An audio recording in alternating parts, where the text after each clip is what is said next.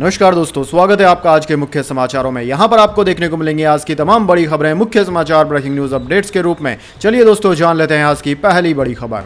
मोदी बोले, भाजपा की आंधी में कांग्रेस का तंबू उखड़ जाएगा। राहुल के मेड इन चाइना वाले बयान पर कहा, मूर्खों के सरदार किस दुनिया में रहते हैं।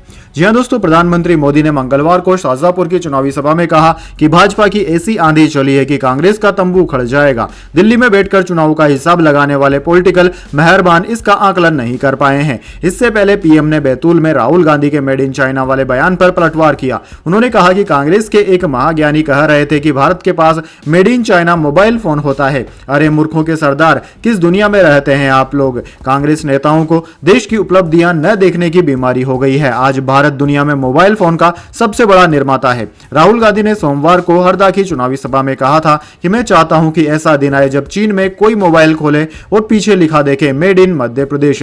वो सोचे कि मध्य प्रदेश कहां है जिसने हमारी नौकरियां ले ली। इसके बाद दोस्तों, अगली बड़ी खबर। महादेव ऐप केस में डाबर के चेयरमैन पर एफआईआर। कंपनी ने कहा, हमें जानकारी नहीं। 31 अन्य लोगों पर भी केस दर्ज। जी हां दोस्तों, डाबर ग्रुप के चेयरमैन मोहित बर्मन और डायरेक्टर गौरव बर्मन के खिलाफ दर्ज हुई एफआईआर को कंपनी ने मिशीवियस एक्ट यानी कि शरारती कृत्य बताया है। डाबर के प्रवक्ता ने सीएनबीसी टीवी 18 से बात करते हुए कहा कि हमें ऐसी किसी भी एफआईआर के बारे में जानकारी प्राप्त नहीं हुई है। यदि यह जानकारी वास्तव में सही है तो यह दुर्भावनापूर्ण तरीके से प्रेरित लगती है जो बिना किसी सबूत के है। हम इन आरोपों को खारिज करते हैं। हमें विश्वास है कि कानूनी प्रक्रिया हमारी रेपुटेशन को धूमिल करने के इस प्रयास की असली वजह को उजागर करेगी। इसके बाद दोस्तों, अगली बड़ी खबर। सस्ती हो सकती है विदेशों से आने वाली इलेक्ट्रिक कारें। अगले 5 साल इंपोर्ट ड्यूटी में कटौती करने पर विचार कर रही है केंद्र सरकार। जी हां दोस्तों, विदेश से आने वाली इलेक्ट्रिक व्हीकल सस्ते हो सकते हैं। केंद्र सरकार नई इलेक्ट्रिक व्हीकल पॉलिसी लाने की तैयारी कर रही है। इसमें अगले 5 साल के लिए इलेक्ट्रिक व्हीकल्स पर लगने वाले इंपोर्ट ड्यूटी में कटौती की जा सकती है। मीडिया रिपोर्ट्स के अनुसार सरकार टेस्ला जैसी कंपनियों को देश में मैन्युफैक्चरिंग के लिए लुभाने की कोशिश कर रही है। टेस्ला के एक प्रस्ताव पर सरकार उन मैन्युफैक्चरर्स के व्हीकल्स के इंपोर्ट चार्ज करने पर सहमति बना सकती है जो कम से कम 40% व्हीकल देश में मैन्युफैक्चरिंग करने की कमिटमेंट करते हैं। दोस्तों, आपकी जानकारी के लिए बता दें, हाल ही में खबर आई थी कि केंद्रीय वाणिज्य और उद्योग मंत्री Piyush Goyal America businessman Elon Musk से मिल सकते हैं। इस मीटिंग में इलेक्ट्रिक कार बनाने वाली कंपनी टेस्ला की भारत में एंट्री को लेकर चर्चा हो सकती है।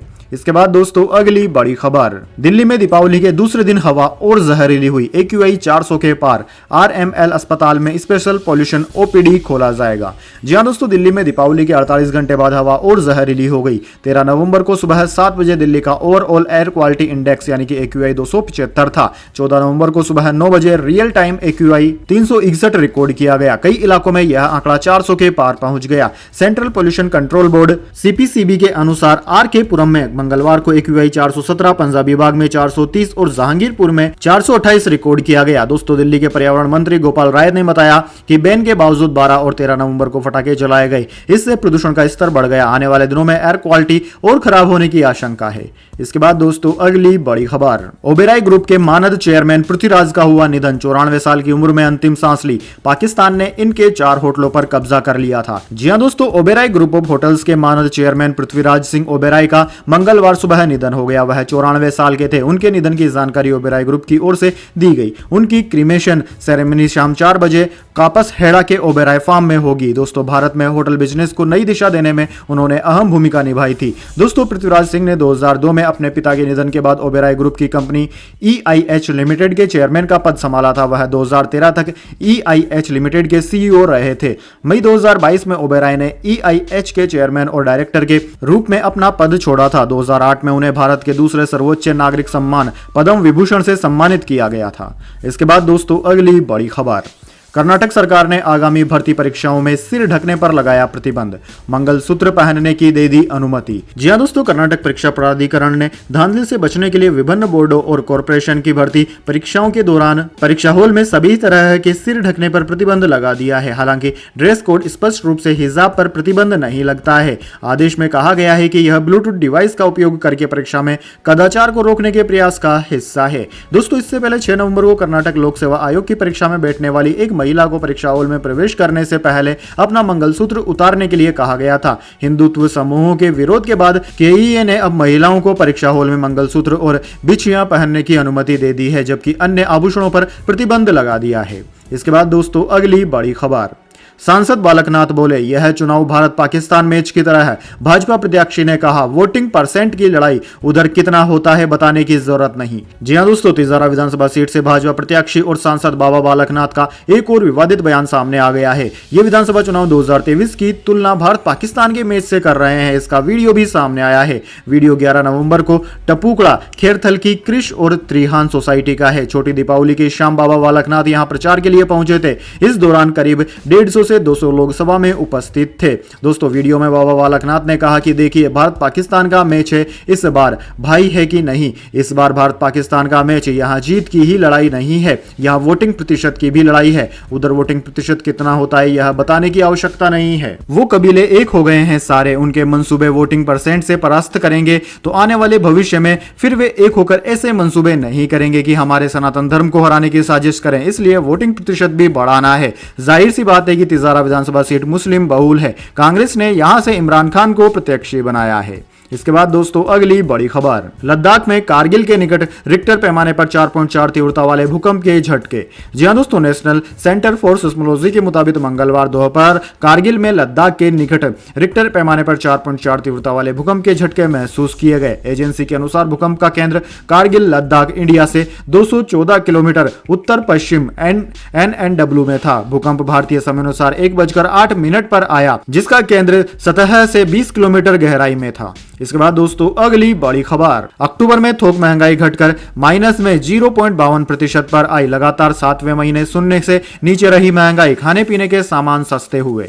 जी हां दोस्तों, खाने पीने के सामानों में गिरावट के बीच अक्टूबर महीने में भारत की थोक महंगाई दर घटकर माइनस 0.52% पर आ गई है। यह लगातार 7वां महीना है जब थोक महंगाई शून्य से नीचे रही है। इससे पहले सितंबर में थोक महंगाई माइनस 0.26% थी। वहीं अगस्त में यह माइनस 0.52% थी। पिछले साल अक्टूबर में यह 8.39% थी। सरकार हर महीने होलसेल प्राइस इंडेक्स यानी कि WPI के आंकड़े जारी करती है। इससे पहले सोमवार को अक्टूबर रिटेल महंगाई के आंकड़े जारी किए गए थे। रिटेल महंगाई भी 5 महीने के निचले स्तर पर 4.87% पर रही थी। इसके बाद दोस्तों, अगली बड़ी खबर, दुबई एयर शो में IAF दिखाएगी अपना दमखम। तेजस और ध्रुव हेलीकॉप्टर होंगे आकर्षण का केंद्र।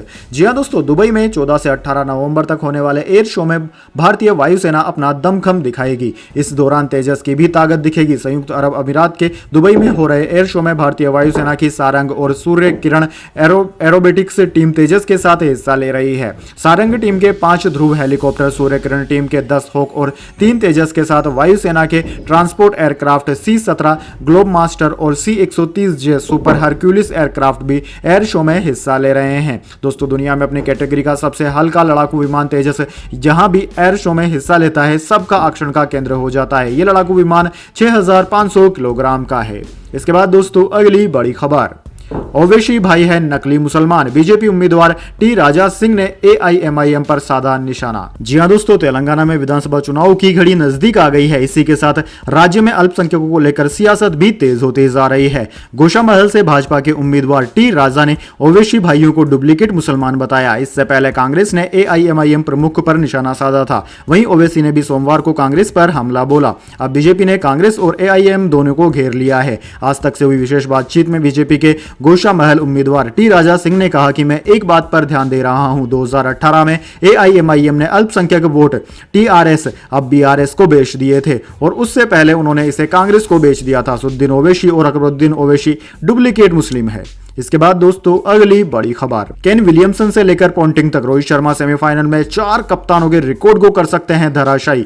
गेल भी नहीं बचेंगे। जी हां दोस्तों, भारतीय क्रिकेट टीम के कप्तान रोहित शर्मा ICC विश्व कप 2023 में शानदार प्रदर्शन कर रहे हैं। रोहित टीम की मोर्चे से अगुवाई करने के साथ साथ बल्ले से भी धमाका कर रहे हैं। मौजूदा विश्व कप में रोहित के बल्ले से 500 से ज्यादा रन आ चुके हैं। उनकी कप्तानी में भारतीय टीम इस विश्व कप में अजय है। पहली बार वनडे विश्व कप में टीम की कमान संभालने वाले रोहित मौजूदा वर्ल्ड कप में इकलौते ऐसे कप्तान है जिसकी अगुवाई में टीम अभी तक एक भी मुकाबला नहीं हारी है। वर्ल्ड क्रिकेट में हिटमैन के नाम से फेमस रोहित न्यूजीलैंड के खिलाफ 15 नवंबर को खेले जाने वाले सेमीफाइनल मुकाबले में एक साथ 4 कप्तानों के रिकॉर्ड धराशायी कर सकते हैं। दरअसल दोस्तों, वेस्टइंडीज के विस्फोटक ओपनर क्रिस गेल का रिकॉर्ड भी रोहित शर्मा के निशाने पर है। दरअसल दोस्तों, वर्ल्ड कप की 9 पारियों में 500 रन जुटा चुके रोहित शर्मा मौजूदा वर्ल्ड कप में सर्वाधिक रन बनाने वाले बैटर्स की लिस्ट में चौथे नंबर पर है। इस विश्व कप में वह 1 शतक और 3 अर्धशतक जड़ चुके हैं। वर्ल्ड कप के एक एडिशन में बतौर कप्तान सर्वाधिक रन बनाने के मामले में रोहित, न्यूजीलैंड के कप्तान केन विलियमसन, श्रीलंकाई दिग्गज महिला जयवर्धने, ऑस्ट्रेलिया के पूर्व कप्तान रिकी पोंटिंग और एरॉन फिंच को पीछे छोड़ने से महज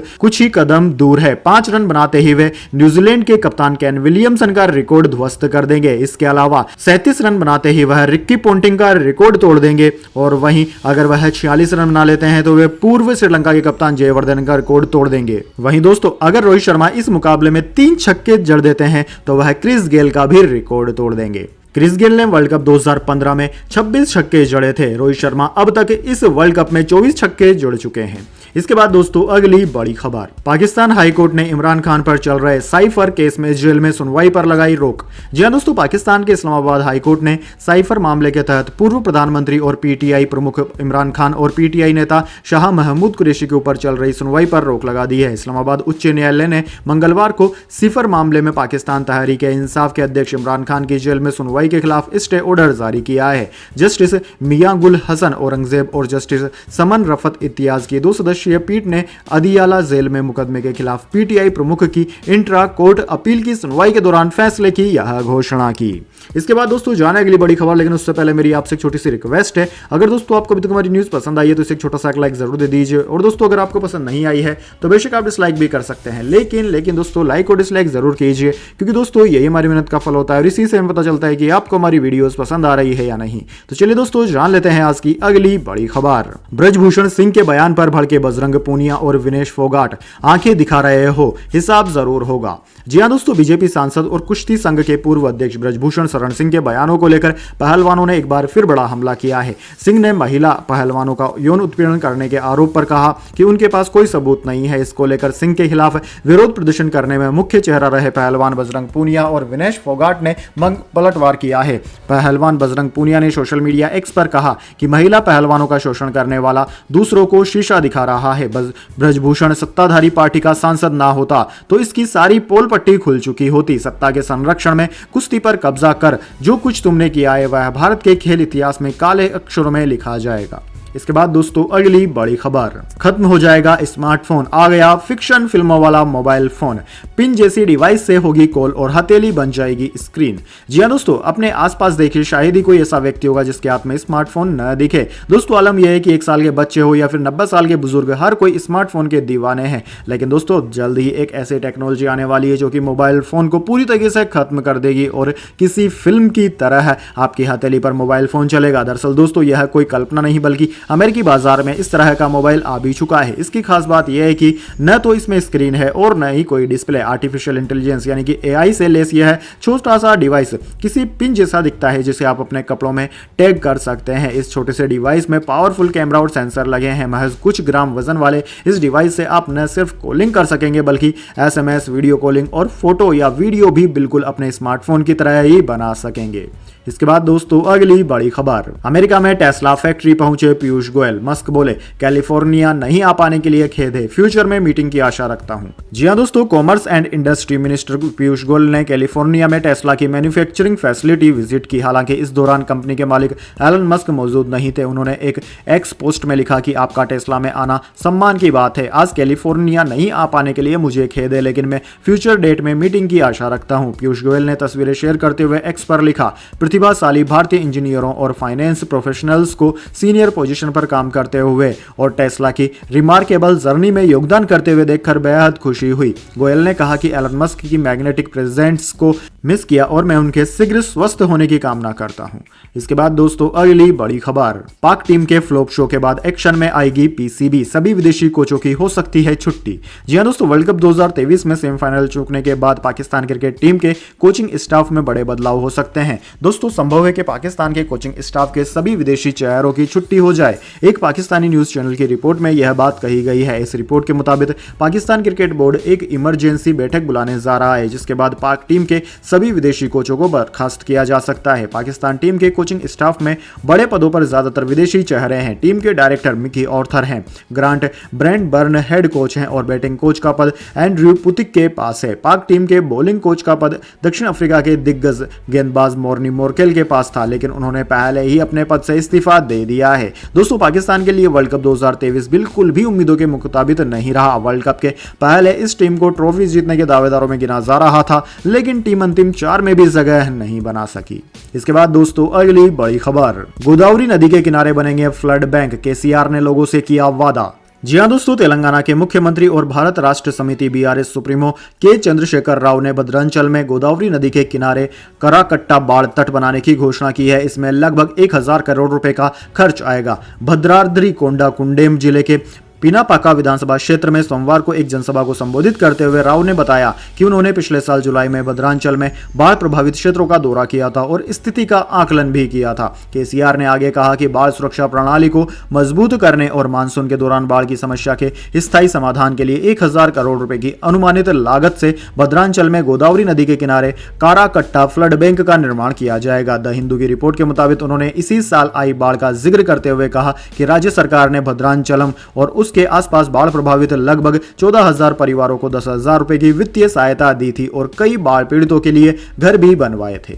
इसके बाद दोस्तों अगली बड़ी खबर, कुत्ते के काटने पर अब सरकार को देना होगा मुआवजा, जितना बड़ा घाव उतना ज्यादा पैसा, हाईकोर्ट ने दिया बड़ा आदेश। जी हां दोस्तों, आवारा कुत्तों से जुड़ी घटनाओं के मामले में हाईकोर्ट ने बड़ा फैसला सुनाया है। फैसले में लोगों को मुआवजा देने के लिए राज्य को मुख्य रूप से जिम्मेदार मानते हुए पंजाब और हरियाणा उच्च न्यायालय ने फैसला सुनाया कि कुत्ते के काटने से संबंधित मामले में वित्तीय मुआवजा न्यूनतम 10,000 रुपए प्रति दांत के हिसाब से देना होगा। निशान और जहां त्वचा से मांस खींचा गया हो वहां प्रति 0.2 सेमी घाव पर न्यूनतम 20,000 रुपए देने होंगे। इंडियन एक्सप्रेस के अनुसार उच्च न्यायालय ने 193 याचिकाओं का निपटारा करते हुए पंजाब और हरियाणा राज्यों और केंद्र शासित प्रदेश चंडीगढ़ को इस तरह के मुआवजे का निर्धारण करने के लिए संबंधित जिलों के उपायुक्तों की अध्यक्षता में समितियां गठित करने का भी आदेश दिया है। इसके बाद दोस्तों अगली बड़ी खबर, राहुल और सचिन पर नहीं रखा था बेटे का नाम, सचिन रविंद्र के पिता का बड़ा खुलासा।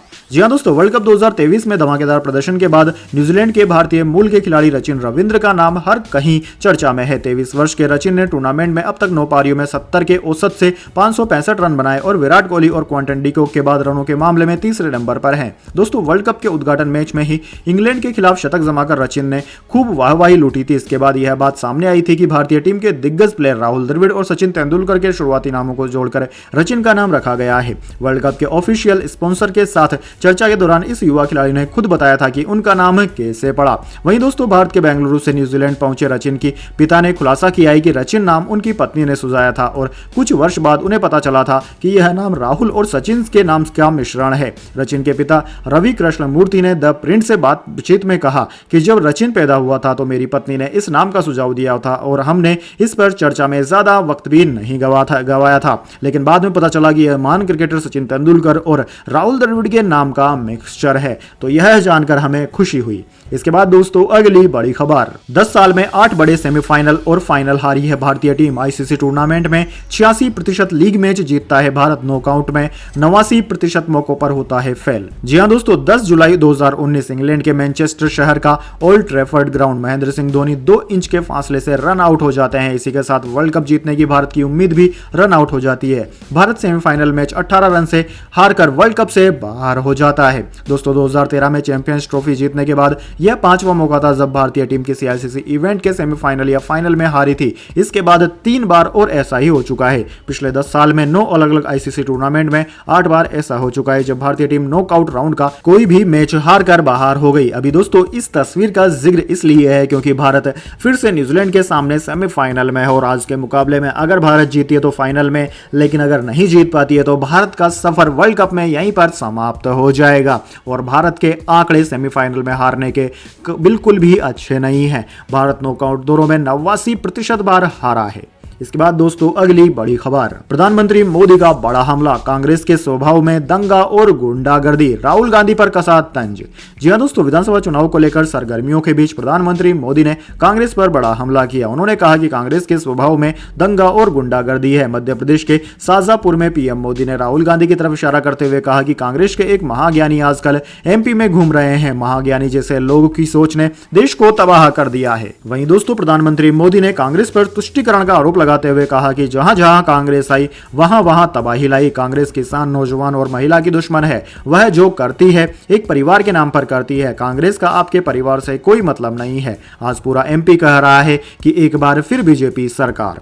तो दोस्तों यह थी आज की तमाम बड़ी खबरें। इसके बाद दोस्तों बारी आती है आज के माइंड क्यूज क्वेश्चन की। जी हाँ दोस्तों, एक आसान से सवाल का जवाब देकर आप जीत सकते हैं एक अमेजिंग सरप्राइज गिफ्ट हमारे यूट्यूब चैनल की ओर से।